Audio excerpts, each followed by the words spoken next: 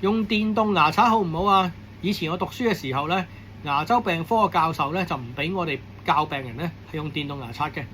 因為佢哋認為咧電動牙刷咧係俾啲有特殊需要嘅人用，就唔係俾一般人用嘅。咁所以好多病人咧喺呢個工具商品化之後咧，都會買咗電動牙刷翻屋企咧，係唔識用或者用得唔好嘅。用得唔好啊，個結果點樣啊？得兩個結果嘅啫，一係就牙齒或者牙肉就受損，因為壓得太大力或者方法唔適當；又或者咧唔敢刷落去，導致到咧牙肉邊嗰度咧啲細菌刷唔走。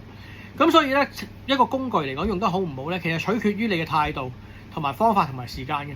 用電動牙刷一般嚟講咧，我哋都會教佢哋咧係唔可以配合一啲手部動作嘅，即係譬如係上下刷啊、左右刷啊、旋轉刷都唔適合嘅。咁刷電動牙刷咧，其實好似撳電梯嗰粒掣咁樣嘅啫。每隻牙刷或者每兩隻牙刷撳輕輕令掂落去，1、2、3、4、5、1、2、3、4、5、1、2、3、4、5係唔需要配合任何呢啲動作嘅。OK。